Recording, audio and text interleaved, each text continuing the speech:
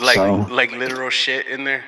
Yeah. Who the like fuck someone's shits kid in or the pool? a kid or Damn. someone drunk, because at that apartment that we lived in, the pool stayed open late, like till like 12.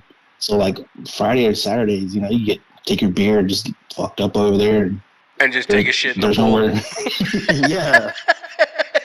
Because sure enough, dude, Monday morning I get an email hey, from the... Pete, I gotta take a shit. Hey, just take a shit in the pool, man. It's like a toilet anyways. It's like a giant toilet. Goddamn, you'd have thought you lived in a hood-ass fucking neighborhood. Shit. Yeah, I know. And here too, like, I was like, I live far north. Like, if you Like, were to come to my damn near house, you'd be like, Oklahoma. damn, bro. Yeah, seriously, like, very close. People always say that, like, damn, you live far away. But, yeah, like, it didn't fail either. Like, I got a notification from my HOA. Hey, we're having to shut down the pool. This was last year. We're having to shut down the pool because, someone's kid took a shit in there and blah, blah. I was like, oh, my God. I was like, just gotta have your own pool, I guess, man. Dude, that is Crazy. fucking disgusting, bro. It is. How do you shit in the pool? Oh, so dude. What was that? A Caddyshack? What was that? Oh, Was the Baby Ruth in the pool? It was Caddyshack, wasn't it? Damn, I think so. Yeah, yeah. Bill I think Murray it was. eats And then it? they drained it. Yeah, they drained the drained pool, it. and he's Yeah. like, "Hell yeah, Fuck, it's an dude. old ass movie." That is fucking disgusting. Well, that's kind of Some what people- I don't know, the topics that I sent you, that's kind of what I was kind of hoping for is a nostalgic summer. Yeah. Yeah. Fucking A, dude. That's fucking gross. It is. It's like, man, you dirty ass people. You can take yourself out the hood, but sometimes you can't take the hood out of some No people. shit, man. Well, fuck, man. You ready to start the show? Yeah, let's get going. All right, man. Here we go. Well, I think we fucked up. Let me try something again. Can you hear me? Okay. Yeah, I can hear you. All right, hold on. Hello? Can you hear me? Yeah. Okay.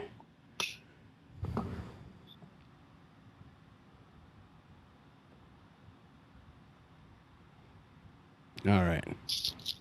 Okay. Here we go. John Eric.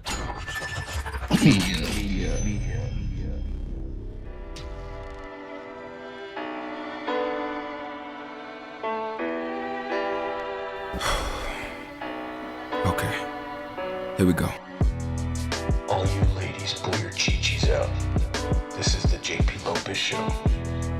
Also, if you're a transgender, pull your pecker out. This is the JP Lopez Show.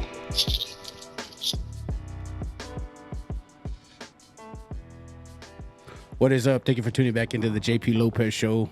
I got Chris Martinez back on the show. Unfortunately, he's not in the fucking studio, but he's on the show. We're gonna try to work something new. I've never done this before, but we got I guess like a radio, not a radio, a call-in type shit. So let's test it out. See what that's all about. What's up, Chris? What's going on, man? Thanks for having me on. Sorry I couldn't make it into the John Eric Media Studios, but you got me on the hotline like Pretty Ricky, so we'll see how that goes. Dude, it's been a fucking upgrade in here, bro. Since you last been in here, it's pretty fucking sweet, man. I've seen your videos like every Wednesday when you get the video up. I always look, and I was like, damn, it looks nice. Yeah, we've got a flat totally screen. different area. Yeah, I got a whole flat screen on the TV. I mean, on the wall with the. It's supposed to flash like our logos and shit, but I record the opposite way. I think I piss them off. I think they're pissed off. Like this dumb I'm just checking to make sure it works. It works. Y'all hooked it up right. You always see Mortal Kombat and Ninja Turtles and shit in the background. What's that shit? Who's watching Care Bears? Right? Lay off the Care Bears. That's funny. How's that fucking heat, man? Y'all had some horrific fucking weather lately, haven't y'all? And not like just like last week, but like fucking all month. It's weird here. It's like one thing I told my wife that I noticed is like every Thursday there's always a severe like thunderstorm and there's the tornadoes and shit, and it's every Thursday. It never fails because when I get off work, I come home and I change and I get ready to go to the gym. Then I have to like check the weather to make sure it's not like hailing or tornado possibilities and all this other. It's weird. I don't know. I guess because the area I live in is like considered like Tornado Alley. Oh damn! You live in Tornado Alley? Yeah, I guess it's part of it. It's North Texas or North Dallas. So I didn't know that. Damn, dude, that's fucking dangerous. Oh yeah. Well, it's bad and it's kind of good in a way. Well, it used to be good for me because before we moved into our house, we used to live in an apartment and we didn't have like covered parking, so it never failed. Every summer, it would like hail like crazy. So we'd have all this hail damage on our car, and we'd just like file an insurance claim. Yeah. We'd file an insurance claim and then like get a brand new car. So it was like for a stretch there for I would say a good 3 or 4 years, like it would hail, it would damage our car, and then we would do an insurance claim and get a new car. That's how bad it would be. You know what's so fucked up about insurance, man, is so it like there was a couple years here in town where it hailed like a motherfucker, bro. So I think like 3 consecutive years, the wife and I claimed hail damage on our cars. And then, I don't know, a couple years later, like State Farm got ridiculously expensive. So I was shopping around for different quotes. And when you shop around, you got to give them your fucking everything, dude. Fucking everything. Yeah. They ask like a gazillion questions. And then they come back to you and they're like, well, they give you this more expensive quote than fucking State Farm was giving me. And I was like, what the fuck? And they were like, well, it's so high because you claim, I guess, there's lots of claims on your policy already. And I'm like, it's fucking hail damage. Like, what the fuck? It's like, that's the whole point. Yeah. What's the point of having insurance if you can't fucking use it? No shit, man. And I was like, y'all are coming back to me giving me quotes like I'm fucking doing fraud insurance type shit. I'm like, it's fucking hail damage, man. Shit. So yeah, I got pissed off, and that's a crazy thing, man. No shit, man. Fucking putos. Anyway, try and take your money whichever way they can, And if you do too many claims, they'll drop your ass. I think they did that one time with us. We had a couple of claims that were like too close together or something. And they're like, well, if you have another claim, we're gonna have to drop you. Fucking A. No, I've never done that. Sorry, fucks. Whatever. But yeah, I mean, living in a bigger city, you like it's a higher chance of like getting into like car wrecks and stuff and just stuff happening to your car. So I mean, you think they take that into consideration. You still work in Dallas though? I work I work like north of Dallas. I work in Plano. Oh, okay. And so I never worked like in Dallas. My wife had. She used to when we first moved here. She worked like in downtown Dallas. Like she would take the train, right? Yeah. Initially, she would drive. We would both drive to work, but her drive was a little bit more crazy. So she was like, "Screw that," because it takes like an hour to get to work and an hour to get home.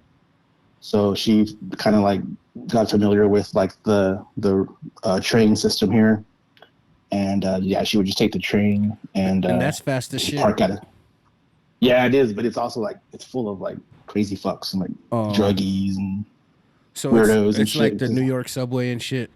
Yeah, it is, man. It's like you'll be sitting there and just some random ass person will come in like drunk or high or smelling like shit or whatever, and you're just like, what the fuck, man? I gotta sit next to this asshole. Crazy, dude. The most what the fuck experience that I've ever had was in a subway in Boston. I was like, what the fuck? That like, I'm gonna live here for 5 months. Like, what the fuck? Yeah, I can imagine, especially in Boston. Like, this is how I'm gonna have to get to work. Fuck this.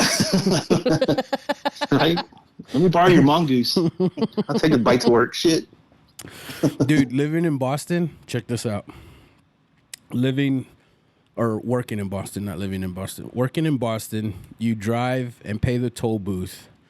I think the toll booth, this was like 2007, so the toll booth was like $2. Mm-hmm. Then you get into the city. Well, you have to pay another toll to get into the city, which I think that was like $5. And then parking anywhere was like $30. Jeez. And then, let's just say you were going to a bar. Well, bars over there have cover charge, so then you're paying another $30. You're almost down $100, and you hadn't even had a fucking drink yet, man. And you just parked your car and walked in. Jeez, I better get laid tonight. And this better be worth it. This was in 2007, bro. I couldn't imagine how much that shit costs now, man. Yeah, it's a finesse, dude. I have to take a tollway to work. I mean, I don't have to. I can drive like the regular roads, but it takes forever, and I get frustrated with driving like in inner city. So I take the tollway to work, and it can the charge to like get on and then to get off. But you have that sticker on your windshield, right? Yeah, it's called a toll tag. Yeah. And you just put money on it. But sometimes you forget to put money on it. I'm not gonna lie, like there's times where I like forget and I look and my toll like $100, $200, $300. I'm like, shit. For the month? Yeah. Yeah, dude, it gets stupid because everywhere you drive, it's easy to take the tollway because it's fast. And it piles up. You have to watch like where you're going. Well, how much are you paying really for fast though? Yeah, I know, right? Yeah. Fuck that. Yeah, man. I don't know what it is, but as I've become a little older with age, I'm getting a lot more cheaper and cheaper. Oh yeah, I'm getting like a lot more tight-assed as I've never been in my life. Because in my life, I was just like, yeah, fuck it, I got it, let's buy it. But now I'm like, nah, do I really need that shit? Exactly. That's totally me, man. Like, I'll be looking at shoes or like caps or whatever, and I was like, yeah, I'm gonna buy this shit. I'm gonna buy it. And then when it comes to check it out and look at the total, I'm like, do I really need this shit? Like, do I really need another pair of shoes? $5.99 for shipping. Fuck that. Exactly. $8. Fuck that. $30. I go to Lids. Like, I don't need it. I go to Lids a lot, and I bought that Father's Day hat, and it automatically, and it fucks you because if you don't pay attention, it automatically chooses the $17 shipping, the 2-day shipping. Oh, wow. Yeah. So when you're checking out, you're like, what the fuck? My hat was only like $40 and it's like 60 something. And then you look at the shipping and it's the $17 shipping. You're like, motherfucker. Yeah, that's a pain in the ass shipping. It's like there's so many options, and if you don't pick the right one, you're paying like almost the same amount you're paying for the product. You're paying in shipping. It's a finesse, bro. It really is. Yeah. But that's crazy. Yeah. I wanted to because summer for the kids is here, so summer school is starting. You never took summer school, right? I don't. No, I know you and I took summer school, the high school class in English, but I'm talking like elementary. Like you never took summer school, right? No, I didn't go. Yeah, I don't remember you taking summer school, but we were always like, man, bro, most of our young adult lives we've spent pretty much every fucking day together. Yeah. People, I mean, if you didn't know us, you probably thought we were fucking dating. I would go to your house and not come out of your house. Look at those homos. I wouldn't come out of your fucking bedroom. Two fags. Look at those two Mexican queers. Look at those homos. Oh, this is for Pride Month. Speaking for Pride Month, we're talking now. We were talking about my dad, and I think Jacob was like, yeah, I think Pete thought every one of JP's friends were gay. And I was like, dude, my dad thought like the whole world was gay. And and Domingo was like, yeah, your dad was ahead of his time. Right, you could see the future. Sure enough, could. Summer was like, and it's funny you bring up summer too, because the other day I was at the gym and I went late, so I got out late. It was like 9:00 maybe when I left, and I was walking out of the gym and it was just like so nice outside, and I was like, damn, I miss like the summers when you didn't have to like go to work or do shit. We just go hang out with your friends or go to parties and like enjoy being young. So it's kind of the summers where we were on the fucking blacktop all fucking day. Oh yeah. Especially in the evening when everyone was showing up to play basketball. It was like enough for like 20 teams and shit. Them dirty ass black tops. So that time you're done playing, you look like you had gloves on. Like that's just dirt I'll never from the basketball. I'll never forget when you invited me to go play basketball with your uncles, and it was you and your cousins and then your uncles, and y'all were all beating the fuck up, like just slapping the shit out of your uncle in his stomach and his ass. I was like, what the fuck are y'all doing? Yeah. Well, like I have a Little ass set of kid, he's all uncles. dribbling and shit. Little ass kids are just slapping his stomach. Like, what the fuck? Yeah, I had this one uncle that I guess he was kind of like the one that we all kind of messed with, or not picked on, but It was messed just with too him. easy. Like, we were more comfortable. Yeah, it was too easy. It was too easy to fuck with.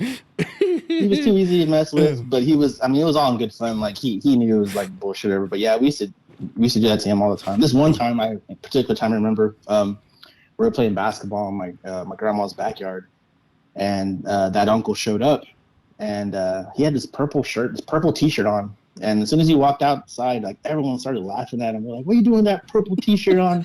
You look like fucking Barney." Blah blah. So we started playing basketball. I was like, "Hey, let's play basketball." So we play, and he takes his shirt off. We're on the ground. I don't know how this ended up there, but on the ground there's like this little rubber starfish, like almost like for a baby, something a baby would chew on whenever they're like teething. Okay, yeah.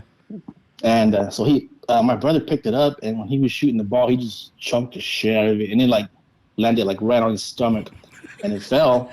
And the rest of the afternoon, he had this imprint of a starfish on his stomach. It would not go away. It was hilarious. It's just like that's some summertime shit. Were you with me when that old ass was playing basketball on the blacktop with us, and he was all, "Oh, my Elvis pelvis." Yeah, I think I was. I remember hearing that. We were like, what? There's some random ass people. Funny about the blacktop stuff. So I have a story for you. Do you remember that guy we used to call John Candy? Oh yeah, John De Leon. Yeah. Well, it was like a random day, and one of my uncles was at my grandma's house. He was like, "Hey, you want to go shoot some hoops?" And I was like, "Yeah, we can go."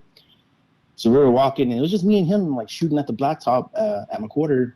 And then here comes John Candy walking with his ball and his J's and his Jordan jersey, and he's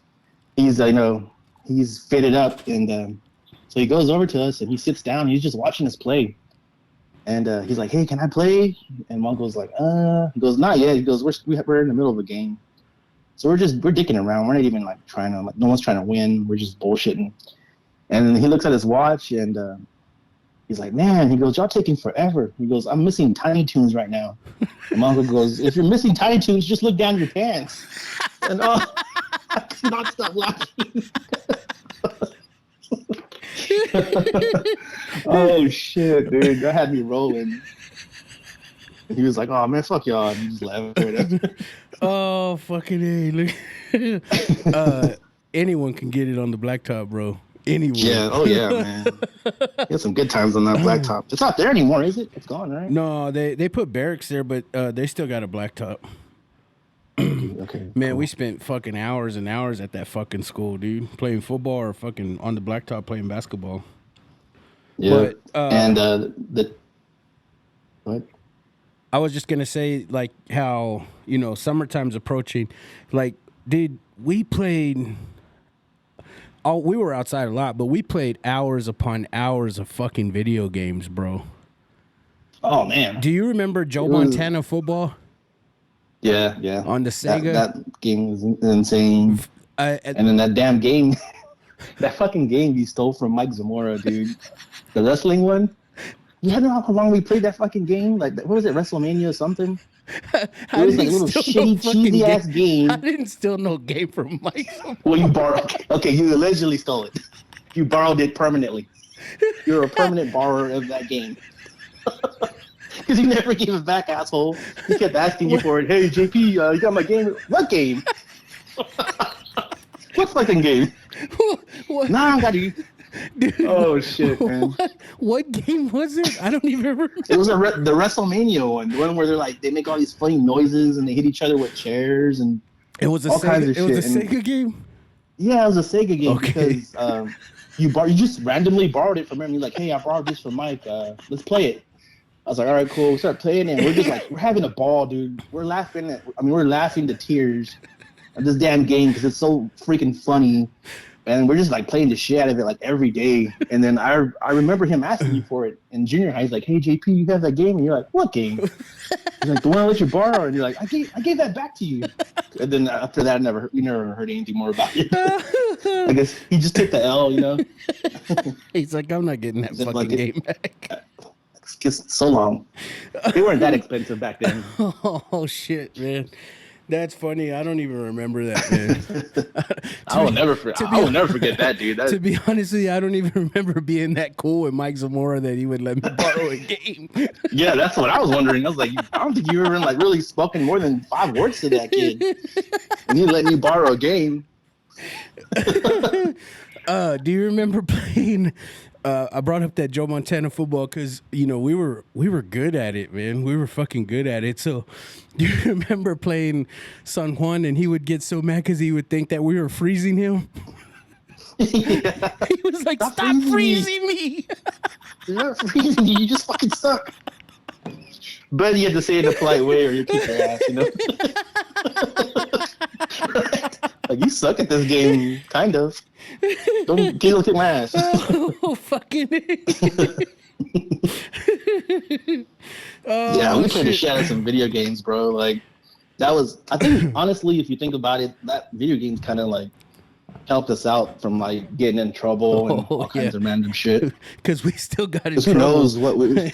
Yeah, but it wasn't like going to jail trouble, you know. It wasn't getting curfew tickets and shit trouble. I remember what Grand Theft Auto, when it became real popular, was like on part 3, wasn't it? Do you remember? I believe so. Because I think it was 3 or 2. It might have been 3. I never gave 2 shits about that Grand Theft Auto game. And then we went to a house party with Noah, and somebody just left it out in the open. And I was like, oh, cool. And I put it in my pocket. And then I don't remember, I think I came home that night from the party and put it on. And then it was just addicting as fuck. And then I remember calling you and be like, hey, man, I got this new Grand Theft Auto. And then we put hours upon hours in that motherfucker, too. And see, the funny thing, too, is, I really didn't know how to play. Like I didn't really care to go off the storyline. I just like fucking around, doing the stupid shit on the game. I didn't care less for the storyline or making it to the final part. You know? Yeah, punching cops and stabbing people, and just, if you ran around for a while, everybody forgot and stuff like that. Yeah, you're like, who the fuck makes a game where you fuck hookers? Like, I don't know. It was what a good time to be alive, you know. Little did we know what was coming fucking in the later years. Exactly, right? Exactly. If we would have known, we probably would have enjoyed it more, appreciated it more. Yeah, but we're all fighting cops and banging hookers, and yeah, you're right. I don't think we ever played the storyline on that shit. Stealing cars and we're kind of living out things we wish we could do, you know. I really never was. I never called myself a fucking thief, but I did steal those 2 video games. The one I don't remember from Mike Zamora, but I stole that fucking Grand Theft Auto.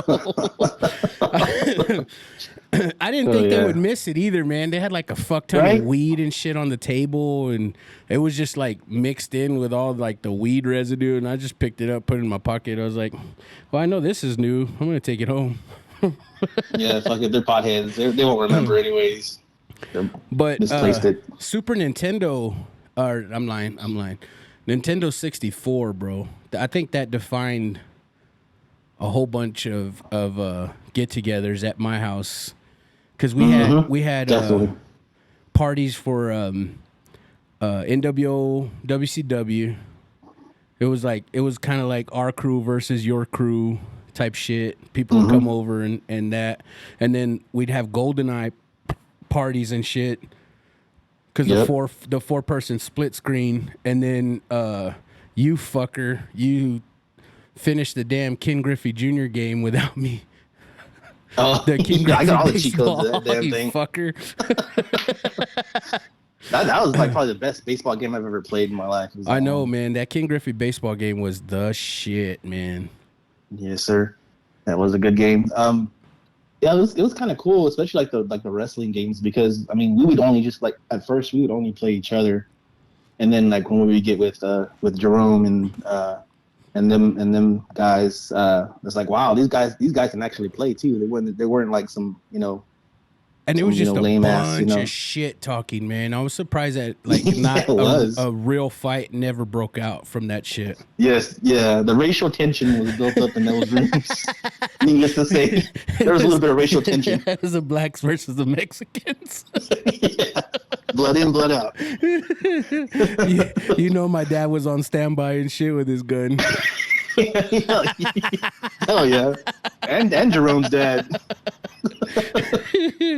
Yeah, man, we were always doing some dumb shit with the N64, with the 007 parties or the NWO versus WCW. That was a badass game. I think the coolest time I had doing that was that one time we went to your buddy's house. I don't know where he lived. He lived like on like 19th in like Indiana or something. He had a big ass house. He had that those mansions off 19th Street, right? Yeah. We went and played at his house, and it was projected on the wall. That was fucking awesome. Yeah, that was like the first time I ever played like anything like that. I was like, holy shit. We were doing like that 4-person split screen, and like each corner was like a 70-inch fucking flat screen TV on the wall. Yeah. I was like, this is what it's like to be white. I was like, so this is white privilege. Yeah, exactly. I go from my 13-inch black and white tube TV to the playing on the wall. I gotta get the pinzas to change the channel. with the buffer. And the damn dirty channels are all distorted. Did you put the red to the red or the red to the yellow, you stupid? You got on the wrong channel. It's Yabner. Yeah, man. I don't really understand how the fuck I had so much rich friends, but I did. Well, they weren't rich; their fucking parents were. But right. And I couldn't imagine like not going any of those fucking places without taking your ass. I mean, I always took you everywhere, even fucking team meetings for varsity. Yeah, I did. I remember going to Grayson's mom's house, and she was like, she made some like chicken or something. She's like, "You want some too?" I was like, "I guess." I'm not on the team. You're like, "Yeah, I'm the tight end." I call the plays. Have you seen me play Joe Montana on Sega? Have you seen me play Joe Montana on Sega? You know the kind of plays I call? Watch this. Yeah, man, I coached JV. Funny, but yeah, because then after that, like, then I knew who Grayson was, and like I would have classes with him. He's like, "Hey, what's up, Chris?" Blah blah. Yeah, man, I fucking took your ass everywhere I went, man. Like I said, man, we spent a lot of our fucking days together, bro. Like a lot of them. Yeah, that was some good times. And then I would just like go home for like, an hour or maybe even a day at the most, and then come back. If that, yeah. Yeah. Just go home to wash my ass and then change and then come back. I'd be like, I'll be good for another 2-3 days. Your mom was like, this fucking kid, I bet.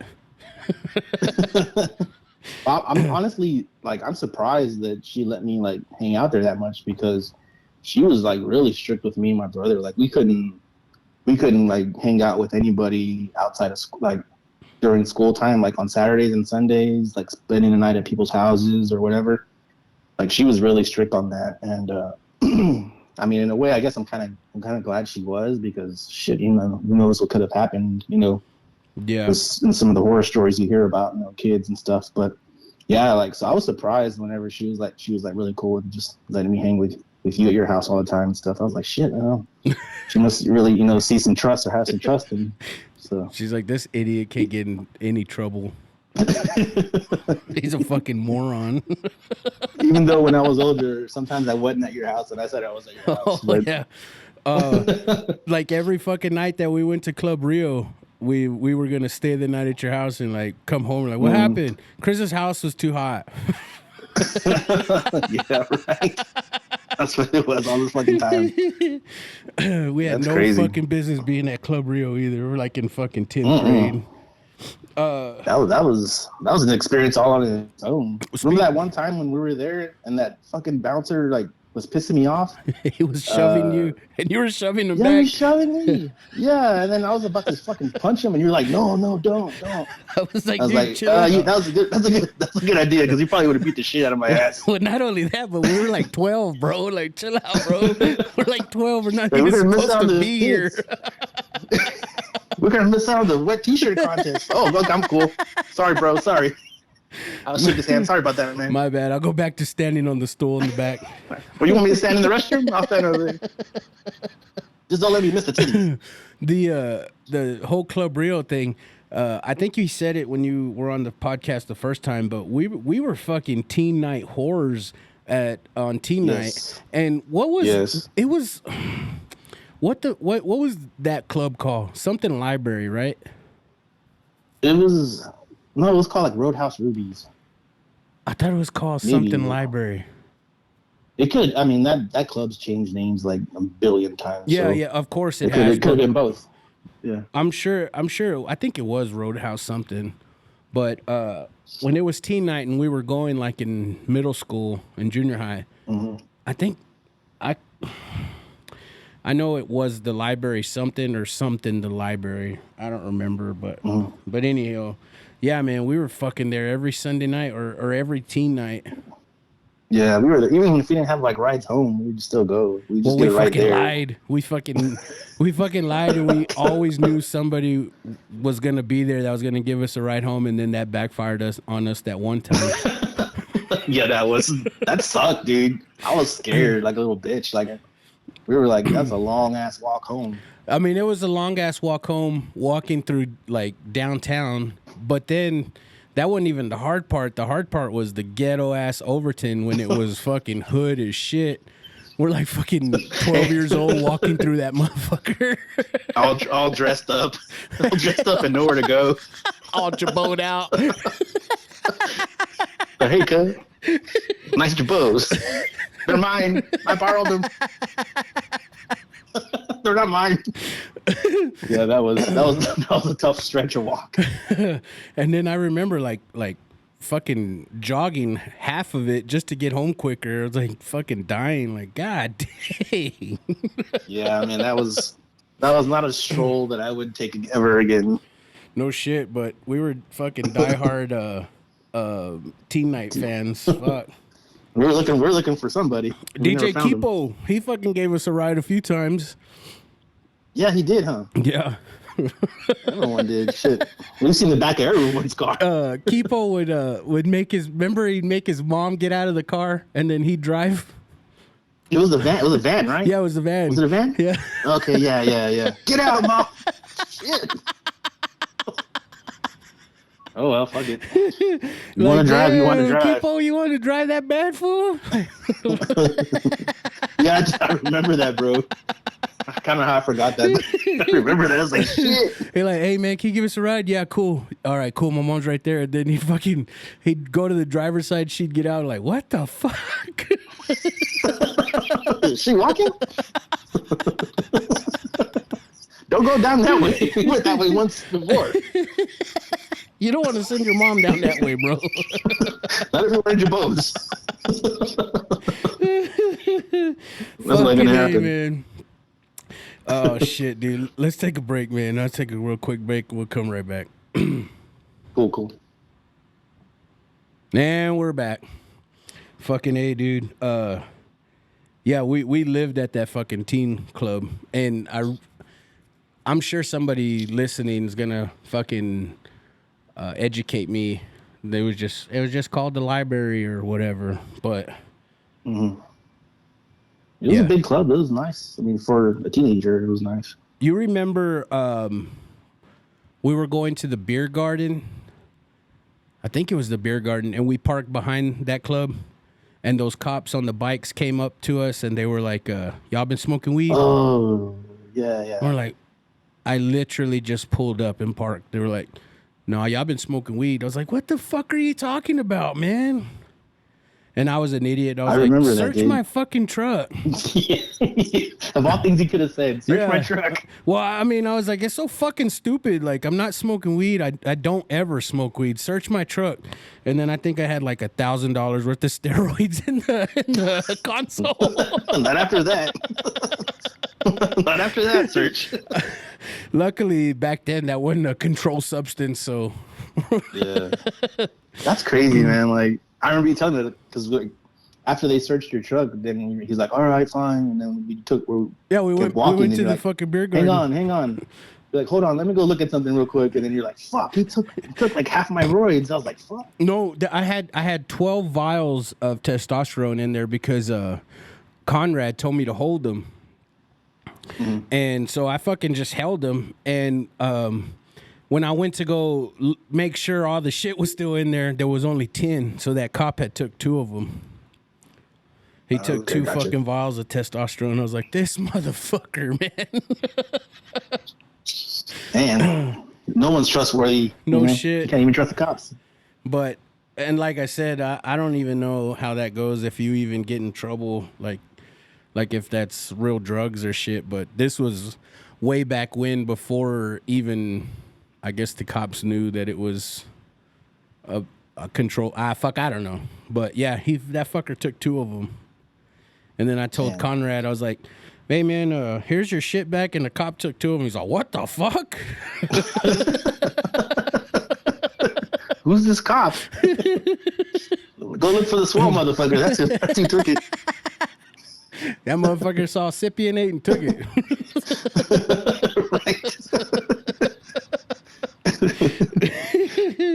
Oh shit! Yeah, man. Man, we did a bunch of dirty shit in that fucking club, and it was at 3 clubs in one. It was like the tequila. What was it? Daiquiri Lounge, and then the beer garden. And I don't remember what that hip hop in the back one was called. I don't know why I'm thinking of Tequila but it was Jungle. too small. Yeah, it was real fucking small. It was cramped. It was cramped as shit, man. Everyone's cramped in there like some sardines. And I know Big Luke. I mean, that's what the girls were. I know Big Luke cleared that dance floor many a nights, swinging on motherfuckers, man. It's like the Tasmanian devil, just. You remember, we were late bloomers, so our 21st birthdays were later than all of our other friends. And passing by conference every fucking weeknight, we thought it was the shit because obviously we couldn't get in, but it was always so fucking packed. And then I finally, that one and the what was the other bar in the Depot district, like the Red Door or some shit? You had to be like 22 or you had to be a fucking 30-year-old to get in. Was it Clouseau's? Do you remember that one? Maybe it was Clouseau's. I know like the age to get in was like way higher, or maybe it was 21. It was called the Red Door, right? I think, yeah. I'm pretty sure that's what it was. It was Clouseau's building, though, wasn't it? I know what you're talking about, and I think it was called the Red Door, but I think the place was where Clouseau's was at. I mean, I could be wrong, but yeah, I remember that too. That one was always fucking packed as shit. Yeah, everyone was going there. With people who were older than us or would go, like Noah and Lewis, they would go. And then Athens, like, we're gonna go there. And we're like, yeah, Athens. There you go. Fucking Athens, bro. Is that what you were talking about? Yeah, I think, yeah. That's what it's called, Athens, you had to like be 22 years old, and it was so packed. Every time we passed by, it was some like hot ass chicks just dancing right there on the railing. We were just dreaming of the day that we both fucking turned 21. But exactly. Do you remember but our first time going to conference when we were 21? Like, we had no clue on what to fucking do. It was jam packed, and we're like, what the fuck do we order? Like, how exactly. Let's just walk around until you get tired. Shit. Let's walk around. We didn't know anybody. Like, what the fuck? Like, why did we want to fucking come here? We don't know anybody. Nobody knows us. I don't even know what to drink. Order some appetizers. Well, that was the same story for when we both went to Cancun for our senior trip, because dude, when we got to the bar, we were like, what do we order? Like, fuck, What did they order? They were like a Midori sour. Yeah, let me have fucking that. Well, I mean, like the whole story behind like the whole trip and everything was kind of like, I remember we're high school seniors, and you're like, hey, bro, there's this senior trip that we're thinking about doing. It's gonna be a lot of people, and it was like a lot of like the cheerleaders and some other people. Yeah, and we got I remember us finessed going for to some sure. guy. Yeah, we did, bro. We went to that dude's house, and he's showing us all these like videos of, you know, people getting drunk and girls and wet t-shirt contests and all. I was like, hell yeah, I'm in. And then then we're when the it's time to only go, two it's that just paid. you and me. When we go, it's just you and me. No one else went. There was like 20 of us, and then you and I were the only pendejos that paid. We only ones that paid. We're the ones that went. I was like, what the fuck? Because I remember when we were going to go, my mom was like, who's all going now? I was like, just me and JP. She's like, wasn't there like 20 of y'all going? I was like, well, Not no more. 18 of them motherfuckers didn't pay. So It was a big old fuck fest, and then an orgy, and then it was just us. it's just you and me. Oh, well. That was funny because I remember one of the nights that we were there, that was during like the NBA finals, and it was your team, the Knicks, against the Spurs. So I know you're like constantly watching the game, but we were at this club, and I remember we were dancing with like girls or whatever, and then you're like, dude, I'm getting tired, and I was like, all right, cool. He's like, I'm gonna go get a chair. So I'm like dancing with this girl or whatever, and I get done, and I go to the bar and get a drink, and I come back, and there's your ass like sitting in the middle of the floor sitting on the chair in the middle of the fucking dance floor, passed out. I'm like, bro, I'm like, what are you fucking doing? You're just asleep in the middle of the dance floor, sitting on the damn chair, and everyone's just like dancing around you like you're an ornament or something. Leave him Like, alone. come on, let's get out of here. Leave him alone. He's no trouble. Let's get out of here. Don't touch him, he'll bite you. I don't remember that either, but I wouldn't remember it either, dude. I probably asked you, did we win? You're just like, who won? I was like, you don't want to know. We were at remember that foam party, and that was when Tony Hawk did like the 900. Remember? Yeah, that was. We watched it in the hotel room. And then you and I like posted up right there in front of the stairs because we were watching all the pendejas just fall down the stairs because it was so wet and slippery. And then do you remember the very next day, that fucking club burnt down? Yeah, that was weird. We were like, we were Like, we were just literally there there. last Like, night. if we would have went today, we'd probably be dead. Shit, damn fire hazard and shit. Yeah, that was crazy. Like, it was, just us being us too. We still had a pretty damn good time, I would say. Oh fuck yeah! I think that it set the, I guess like the been there done that type shit for when we went back. I know you didn't go back with us, but when me and Noah and Thomas and Lewis went, only me and Noah had been there before, so we kind of knew the ropes and shit. So like, don't go here. Yeah, They're gonna ask you for money here. Don't go here because it's expensive here. Yeah, and then we made the mistake of just eating nothing but like McDonald's the whole time, and I missed out on remember a lot of good having food. the worst pizza fucking ever in my life. It was in Cancun, dude. Everyone That's says the one you like, threw out the window. dude. You threw Everyone, that fucking pizza out the window. everyone that little says Mexican.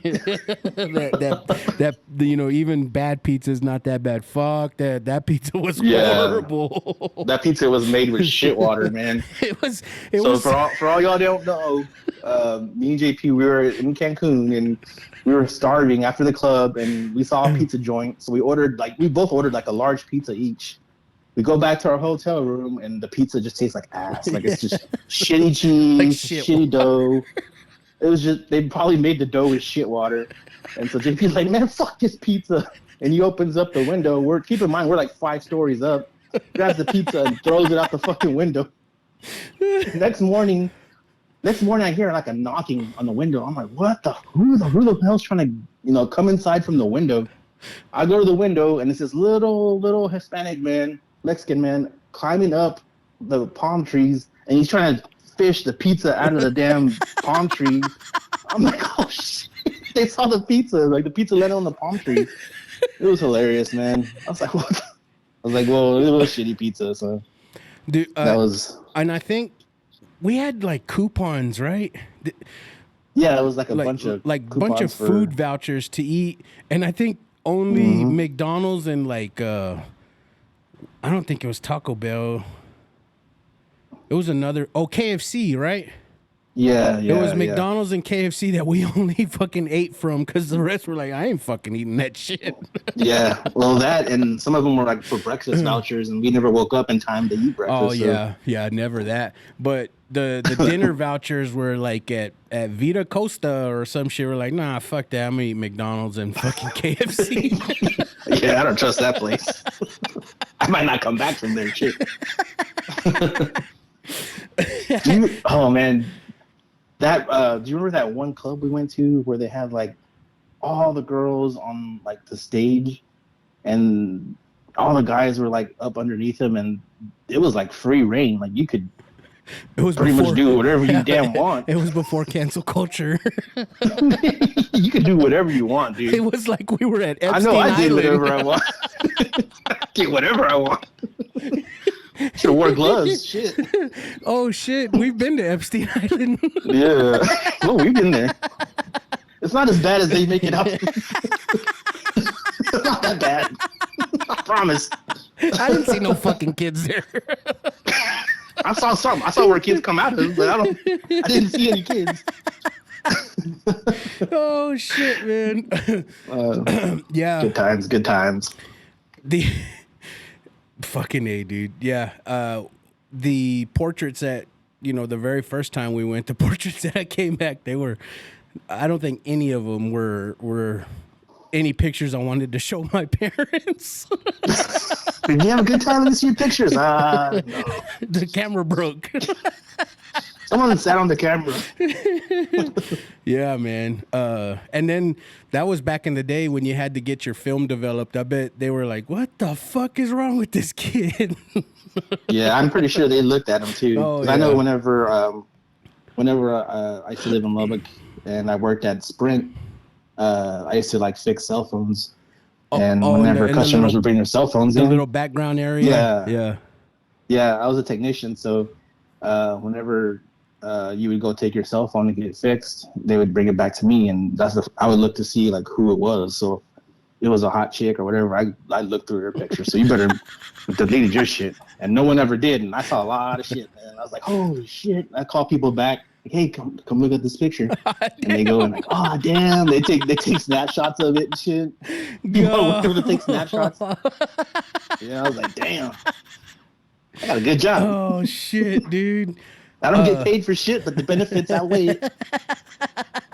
Yeah, man. Oh yeah, I know her. She looks different from this angle.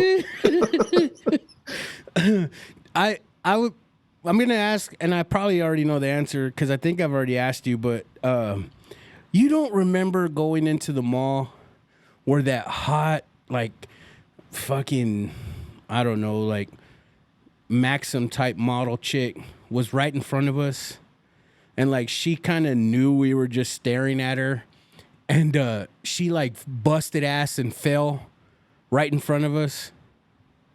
That sounds familiar. I don't completely recall, but I do remember something like that. It was like the hardest that we've ever laughed, man, because the bitch knew like we were fucking, I fucking her, and like she put a more swagger in her fucking step. Yeah, and I think that's what fucked her up because she was like in high heels and she fell, and when she fell, she like rolled and her high heel like flipped way high in the fucking air.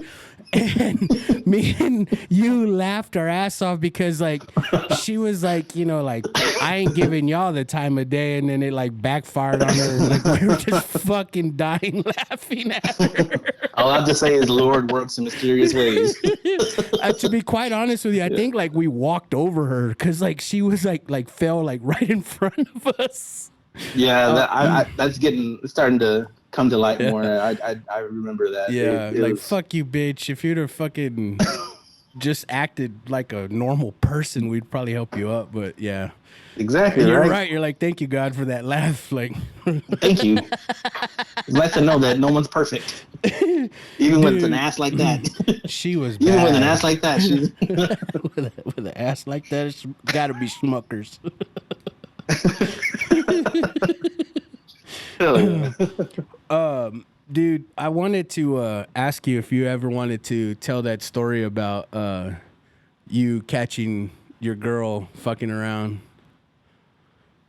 Yeah, I can tell. It wasn't nothing, but yeah, I mean. So I'm a very just observant person, you know. Not as much no more, but back in the day I was, and like taking you there to drop you off at her house. A million fucking times. I just kind of like knew the few houses down because I'd always have to like make a U-turn and shit. I'm telling you all this because I'll let you tell the story and then I'll tell you why I'm telling you that. Okay. Well, I mean, it was just, I'm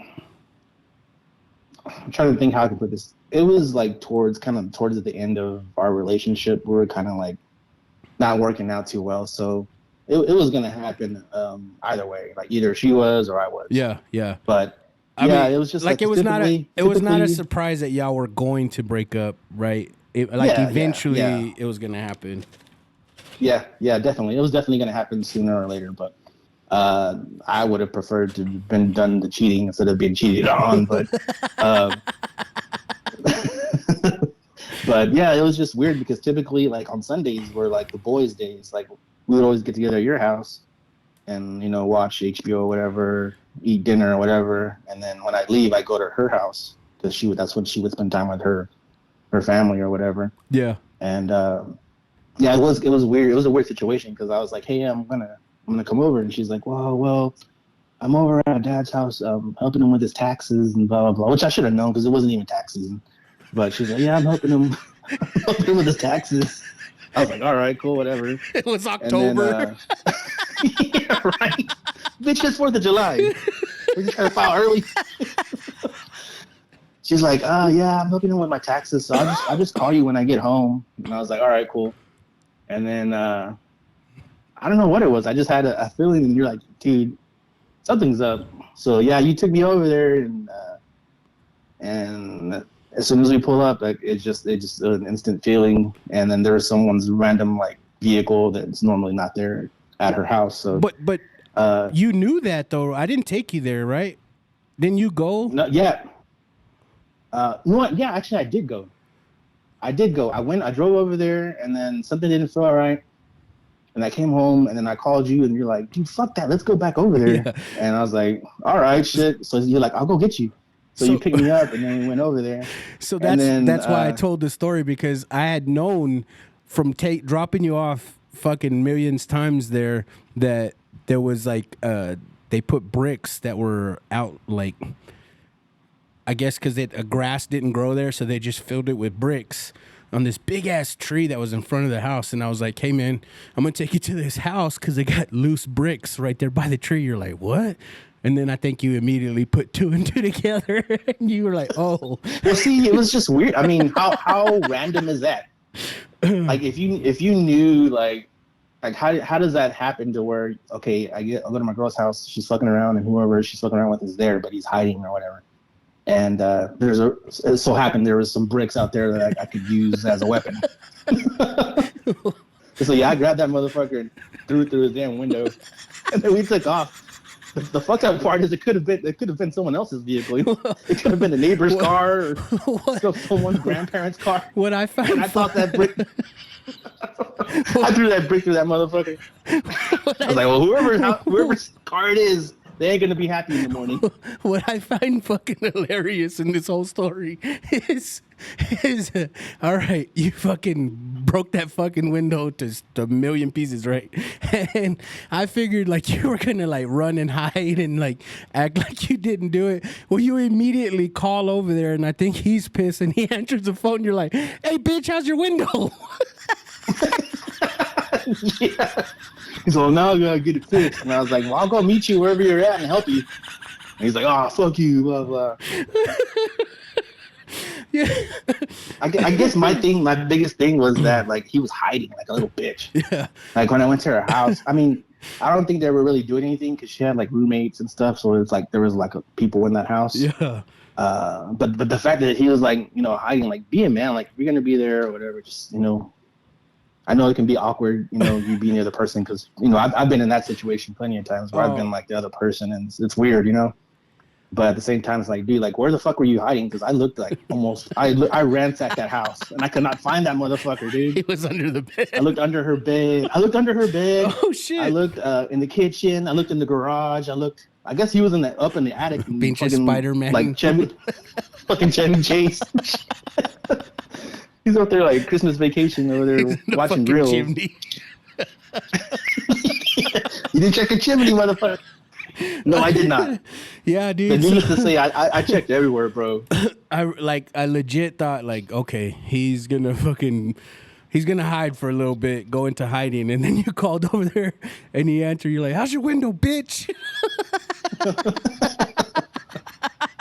It's good shit, man. It's a good life experience. Fuck, man.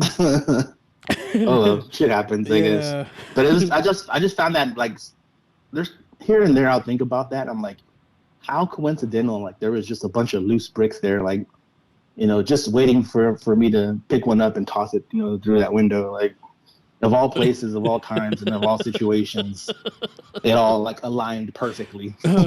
Yeah, you're like, how's your window? Like this fucking dude. There was a time where I didn't give a shit. But I had seen them fucking bricks, and I was like, that's fucking weird. Like, why would you put bricks there? And then I was like, I'd take you another time, and I'm like, them bricks are fucking loose. And then I just banked that knowledge for a later deposit. It all correlated perfectly. That's a real friend right there. Dude, a real friend always got your back. And I drove that truck like, man, that was my pride and joy. Like all 4 windows down, fucking music blaring. Like people fucking hated us, dude. They fucking hated. Do you remember before your truck when you had the Jimmy? Dude, that horn was like the most annoying horn ever. You pissed everybody off with that fucking horn. The horn stopped working because I used it so Someone probably unplugged it. Shit. Your dad probably unplugged it. I know your drug dealer neighbor fucking hated it. He did. You're fucking up my count. When you told me that he sold drugs, I was like, oh yeah, fuck this, game over, bro. And like he would come to the door and like mad dog me, and I guess he thought that was intimidating, and I would just stare right back at him and be like, meep. I was like, you ain't calling the cops, what the hell's wrong with JP? My mom was like, why is he honking so much? I was like, oh, God, he's in a hurry. I think it's stuck or something. Well, not only that, because you're fucking slow ass, dude. Like, goddamn, Chris, hurry the fuck up. Yeah, it did take long to get ready. That's weird, because you'd be like, all right, I'll be there like in 45 minutes to be ready. And I'm like, I don't know. It just took me forever to get ready. I don't know what else to say. It took me forever to iron my clothes and It must be a Martinez thing, man. Because I keep hearing that Eric Martinez, they late to everything, bro. And I keep hearing that they're late because he takes forever to get ready. And I'm like, what the fuck? Oh, really? To comb your hair and put on some jeans. Like, what the fuck, man? Must be. Because my wife, she's a Martinez now, and she takes forever to get ready, too. So. Oh, dude. It can legit be like an hour before we gotta be somewhere, and me and the wife are arguing, bro, because she thinks she has time to take a nap, and I'm like, oh shit, really? Goddamn. I'm like, you legit take fucking 8 hours to get ready anywhere. We've got to be somewhere in like 2 hours, and you want to take a nap now? Oh, dude, it drives me nuts, man. Yeah, I feel your pain, man. Like my wife's the same way. She doesn't take naps, but she takes like, while she's getting ready, she'll like watch tutorials on makeup and listen to some music and pour some wine. And I'm like, dude, we need to be somewhere, and you're just like taking your sweet ass time to get ready. I was like, who the hell taught you how to get ready? And then you're the asshole like, for why? Barking. Like, because you're barking, exactly. You're the fucking dick. I'm like, God dang, man, fuck. So we're so, like, the group of friends we hang out with here, we're like the couple that they know that's always going to be late. So they even got like smart with it. Like they'll like tell us, hey, such and such dinner is gonna be at 7:30, but it's really like at 8 o'clock. Because they know so y'all's that if we're late, so that if we're late, we're actually on time. but yeah, that's something else, man. It's like, I don't know what people think when they like get ready. I'm more like, now that I'm older, I mean, even before, I guess I'm always just like in a hurry, so I'm trying to get ready as fast as I can because I don't want to be the late person, and I end up being the late person. I can be like drenched in sweat, smelling like fucking shit from the gym, from a hard ass workout, and be ready in like 30 minutes, bro.